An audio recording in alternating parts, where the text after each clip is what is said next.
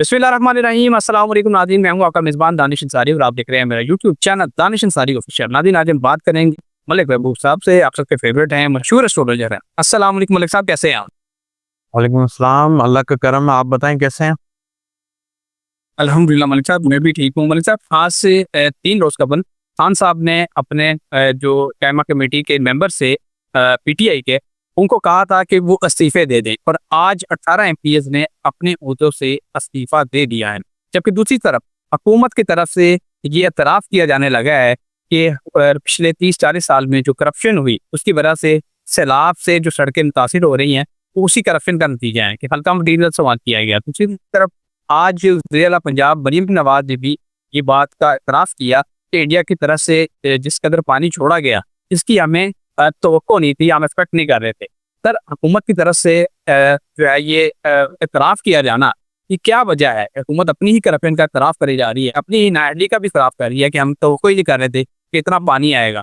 ये क्या वजह है? सितारों की चाल में ऐसी क्या चीज़ें आ रही है कि हुकूमत अपनी गलतियों का एतराफ़ की तरफ जा रही है? दानिश भाई, बात ये है कि हम एक सोलर इक्लिप्स की तरफ जा रहे हैं और मैंने आपको पहले भी बताया है कि 21 सितंबर वाले दिन जो ग्रहण लग रहा है, सूरज ग्रहण, वो ग्रहण जो है हुकूमत के लिए बहुत ज्यादा मसले खड़े करता हुआ दिखेगा आपको। इसमें बहुत सारे चैलेंजेस होंगे और इसमें सबसे बड़ी बात ये होगी कि हुकूमत नाकाम रही है इस सैलाबी सूरत हाल से निपटने के लिए, और जो लोगों को रिलीफ के ये दावे दे रहे थे वो टोटली गलत निकले। तो मुझे आने वाला टाइम मैंने आपको पहले भी बता दिया था। अब तो ये चीजें अनफोल्ड हो रही हैं। ये चीजें मैं आपको पहले बता चुका हूँ कि ये चीजें जैसे जैसे हम आगे बढ़ते जाएंगे, ये चीजें आपके सामने बहुत क्लियरली, बहुत आराम से, बहुत इजीली विजिबल होंगे। वो तो जो अनफोल्डिंग का टाइम है वो आपके सामने आएगा। थोड़ा सा सब्र करें, मेरे ख्याल से बहुत क्लियर हो जाएंगे आपको कि ये जो सिचुएशन है हुकूमत के टोटली अगेंस्ट है। सर, इमरान खान साहब की तरफ से बड़े बोल्ड स्टेप उठाए जा रहे हैं। एक तो उन्होंने दिल्ली इंतखाबात का बाइकआउट कर दिया है। अपने कायमा कमेटी के जो मेंबर्स हैं, उनको मुस्ताफी होने का हुक्म जारी किया है। इसके अलावा जो जुडिशल कमीशन के जो मेंबर्स हैं पीटीआई के, उनको भी अपने ओहदों से इस्तीफा देने का वो हदायत की है। सर, आप क्या देख रहे हैं खान साहब के जो ये स्टेप्स हैं, बोल्ड स्टेप्स हैं, ये हुकूमत के लिए आइंदा आने वाले दिनों में कितने बड़ा चैलेंज साबित हो सकते हैं? पहली सवाल इसकी बताइए। ये चैलेंज तो बड़ा होंगे क्योंकि मैंने आपको ऑलरेडी बताया हुआ है कि खान साहब का जो टाइम है वो इम्प्रूवमेंट की तरफ जा रहा है, लेकिन at the same time PTI का जो वक्त है, जो पीटीआई के जायचे के हिसाब से उनका जो टाइम चल रहा है वो डिफिकल्ट है। तो नवंबर तक तो वो इसी क्राइसिस से गुजरेंगे और ये इस्तीफे एक रीबर्थ की तरफ निशानी है। जाहिर है जब इस्तीफे दिए जाएंगे, जब नए इलेक्शन होंगे या जो भी उनका प्रोसेस है, मुझे इनका नहीं पता। पॉलिटिकल सिनेरियो मेरे सामने नहीं समझ में आते, ना मुझे मेरा इंटरेस्ट है इसमें। तो जो भी इनका नया सिनेरियो, इसके हिसाब से ये चीज क्लियर दिखती है कि अगर ये मुस्ताफी होंगे तो जब भी नया प्रोसेस आएगा तो नए लोग आएंगे। तो मैं आपको बहुत दफा बोलते हुए सुनाई दिया गया होगा कि पीटीआई के अंदर एक ट्रांसफॉर्मेशन का अमल चल रहा है। तो ये वही ट्रांसफॉर्मेशन का अमल है। सर, अलीमा खान साहिबा के बेटे को जुडिशल रिमांड पे जेल भेज दिया गया है और उन पे इल्ज़ाम भी आयद किया गया है कि ये खान साहब के जो भांजे हैं, उनके साथ 9 मई के वक्त जो है एहतजाज में मुलविस थे।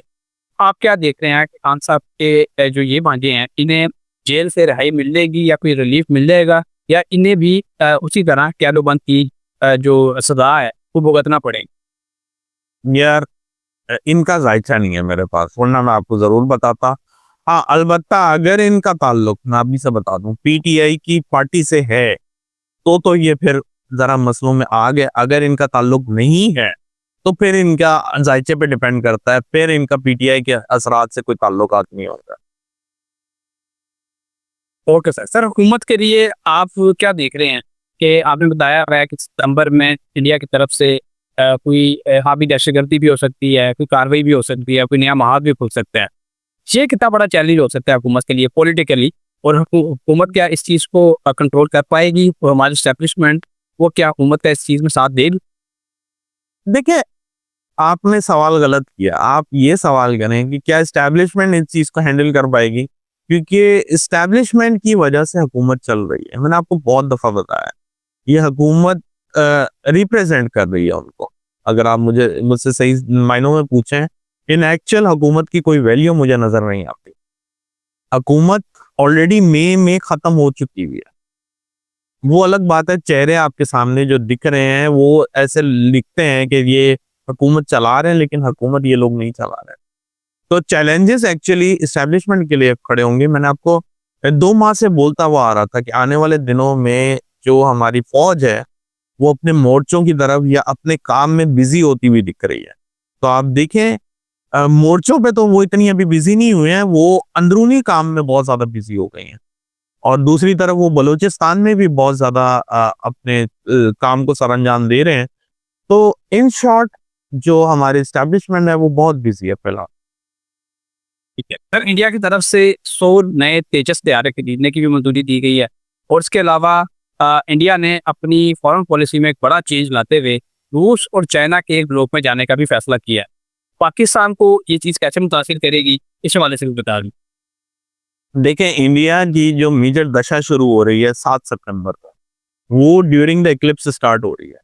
और इसका मतलब ये है कि आपकी कोई मेजर दशा का मतलब ये होता है कि आपकी जिंदगी में एक बहुत बड़ा टर्न आने वाला है और उस टर्न के ऊपर इक्लिप्स लगा हुआ हो तो ये कोई अच्छी बात नहीं है।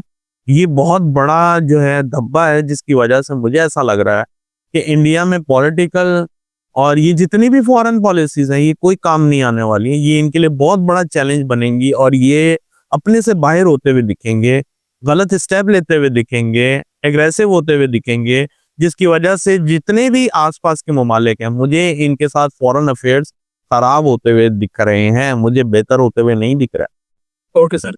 सर, महकमा मौसमियात और पीडीएमए ने अलर्ट जारी किया है मुल्क भर में बारिशों का, और ये अलर्ट जो है वो नौवे स्पेल का है मानसून। आप क्या देख रहे हैं कि जो नौवा स्पेल है मानसून का, क्या इसकी शिद्दत कदरे कम होगी या ज़्यादा होगी, और क्या हुकूमतें जो हैं मुख्तलिफ सूबों की वो इस स्पेल को कंट्रोल कर लेंगी? क्योंकि एक तरफ तो इंडिया की तरफ से पानी छोड़ा जा रहा है, दूसरी तरफ से ये स्पेल का भी अलर्ट जारी कर दिया गया है।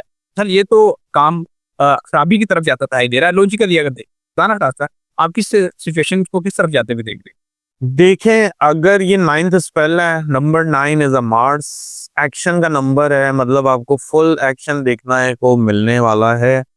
अल्लाह करे, क्योंकि ये एक्शन कोई मूवीज में एक्शन नहीं है कि मैं बोलूंगा एंजॉय करेंगे। जाहिर है जिस पे गुजर रही है उसको सबसे ज्यादा पता है।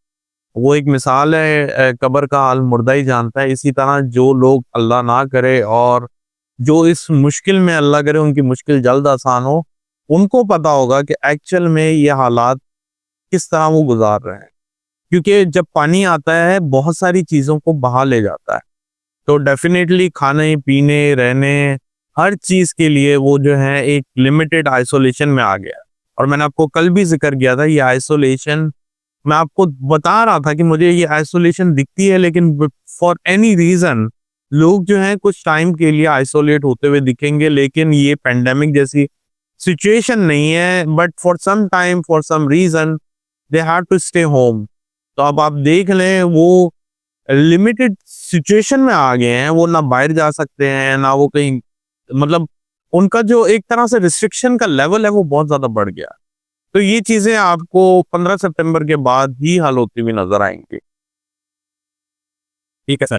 सर, एक तरफ हम देख रहे हैं कि एशियन ममालिक को सैलाबी सूरत का सामना है, दूसरी तरफ डोनाल्ड ट्रंप ने यह दावा किया कि हम यूक्रेन और रूस के दरमियान जंगबंदी करवाने जा रहे हैं ट्रेड के जरिए। लेकिन आज रूस ने हमला किया है यूक्रेन पे और 119 अफराद की बताया जा रहा है कि वहाँ पर डेथ हो चुकी है।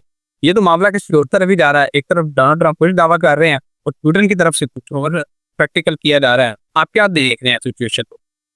दानिश भाई, देखिए, मैंने आपको कहा था कि अगस्त का महीना ही मुझे कुछ बेहतर दिख रहा है जगहों के लिहाज से। जैसे हम सितंबर में एंटर होंगे ये चीजें फिर बढ़ती भी आपको नजर आएंगी, और स्पेशली अराउंड द इक्लिप्स ये चीजें मजीद बढ़ेंगी, अल्लाह रहम करे।